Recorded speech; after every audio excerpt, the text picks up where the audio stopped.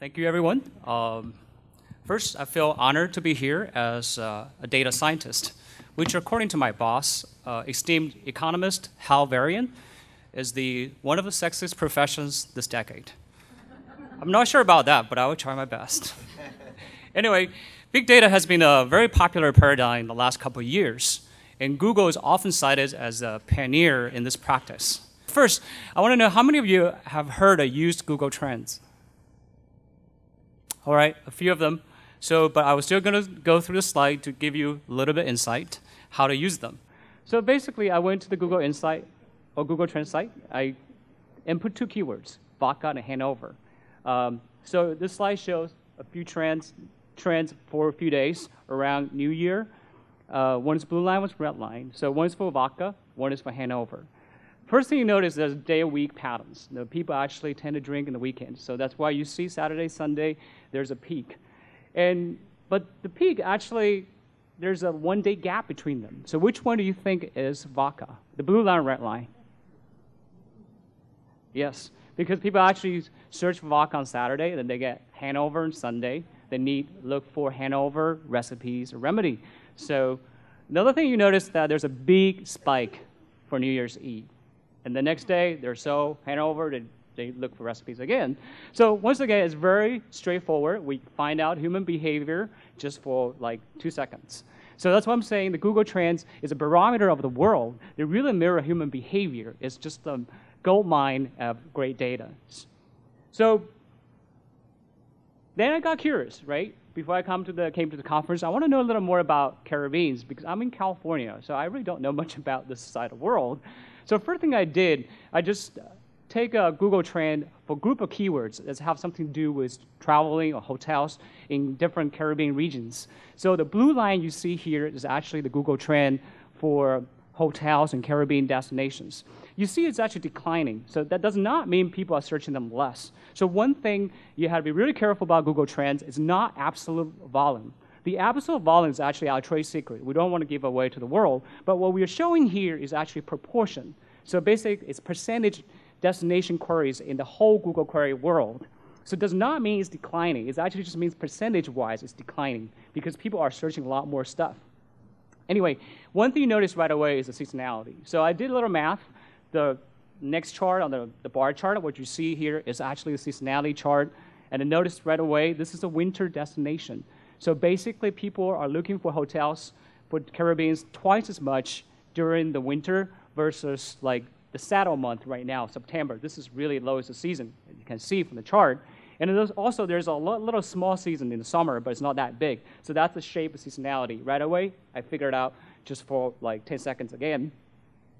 So I got a little more curious, actually. I was trying to classify like thousands of different destinations in the whole country, US. I want to find out how many of these places are actually summer destinations, how many are winter, how many of them don't really have a clear pattern. So what you see here, all the red dots represent what I call summer destinations. Blue ones are winter destinations. The green ones basically see a flat seasonality throughout the year. So once again, I have so much data on my fingertip, I could just show this chart right away in a half-an-hour time frame I did. And Caribbean, Florida, obviously, winter destinations. But you always see all the coast in the East Coast, a lot of them are actually summer destinations when people spend summers there. And in California, and then further north, there's also some of the summer destinations. But you also see some of the places are ski resorts, which are winter destinations. Once again, it's fascinating to just look at this chart. This is going to be shared, so if you have time after the conference, you can play with them and see exactly, how this pans out according to your intuition.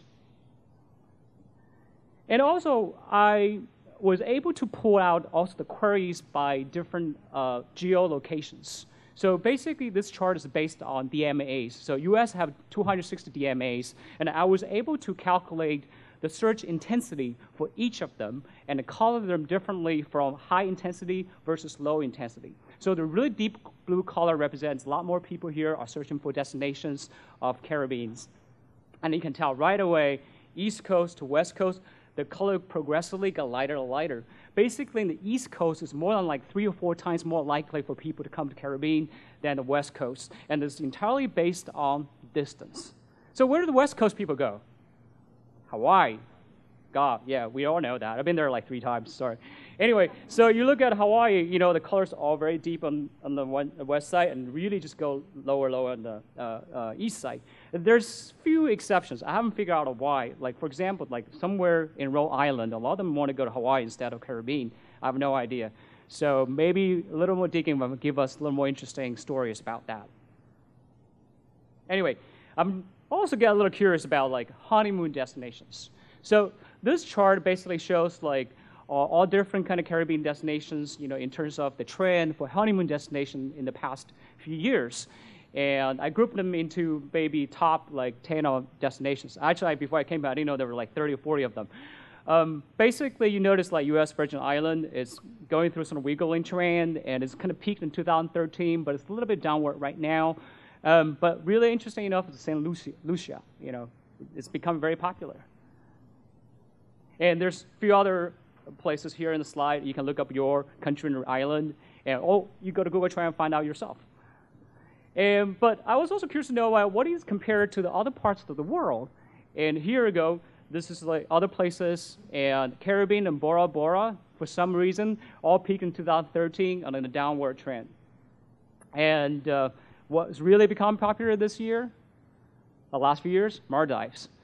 And I think I heard in the presentation about how Maldives is doing something great and attract more and more people. It's really panning out for them. But the South Pacific destinations such as Bora Bora, Fiji, and Tahiti are in the downward trend. Who else getting better? Belize, Cancun, and Bali. So what's causing this? What's driving that? I personally really don't know, so I'm not in the industry, but it's really great for you guys to find out and understand really what's driving this and do right things for yourself. Another thing, I'm actually in the Google very famous for being the weatherman. The reason is that because I discovered a couple of years ago how weather impact Google search traffic. Since then, I was able to track them and quantify exact impact. So weather affects people's digital behavior in two different ways. The first way is that, you know, when it's hot and warm, people like to go out, especially Northern Europeans and East Coast people. So when that happens, people use computer a lot less. So we get less traffic when it gets hotter, right? When it's get colder, rainy, you come back, you use computer more. That's the first factor. The second one is just different. It's what I call weather-driven demand. So that means like when it snows, people need to buy more snow tires. So that's weather-driven demand, which is very different from physical, you know, attendances. So here I'm just showing this fascinating combination of 2 factors in terms of, you know, how many searches are for beaches and the islands. So in the March, when weather is cold, it's also in the springtime. So when it's cold, people come back in the room, they search more. Obviously, they're searching more beaches and islands when it's cold. But in summer, in August, when it gets cold, are they searching more? Actually, they are searching more, but actually they're searching less in beach islands because right now it's actually cold. They're not going to beach islands. So it's actually getting less searches. So this very interesting combination of 2 factors that change by season, by geos. It's a fascinating, interesting pattern we discovered from our data.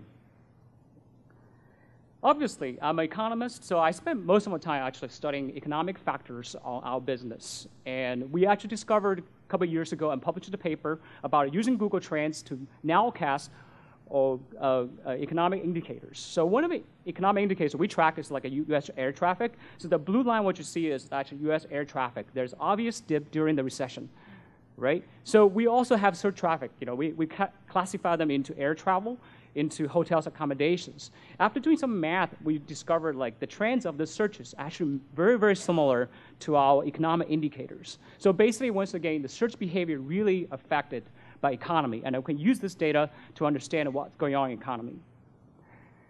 So the other example, the final examples I want to give is actually to show you how disasters, sudden events affect tourism. So here, what I'm showing is the French queries for cruises and charters. Basically, this is for year 2012 and 2013. You see a very big spike in the early 2013. That turns out to be this very famous accident in the Costa Concordia in Italy. So when that happened, everybody go to the internet to look for information. So the queries here is very noisy. It's affected by these events. But I also noticed that right after the event, the trend actually dipped a little bit. So cruise business actually in France definitely got affected. So people got a little scared to go to cruises. But the impact's not that big. It's a little small dent. I would say 10%. But if I look at another accident, actually this is in Kenya. I just came back from Kenya, actually. It turned out just last week I was there for a safari trip. So I noticed the hotels a little not kind of empty. So I went to the Google Trends, I looked it up. This is Kenya safari keyword trends. And I noticed the 3 years, there's a very obvious dip last year in September. It turned out that's very corresponding to the Moor attack in Nairobi. After that, people really got scared. And further on this year, there was a US government warning, there's an Ebola outbreak. So the Kenya safari is really suffering a lot. We see at least 30% drop, at least according to Google Query Trends. I don't know the absolute number, but that's at least we find out for Google Query Trends. Once again, this is pretty much concludes my presentation. I'm here to just give you a few stories to tell, and I encourage you guys to look up data yourself for your business, and in combination with your own data to gain more insights. And the data is actually noisy, has a lot of nuances, and you have to be pretty careful with that data. Anyway, thank you.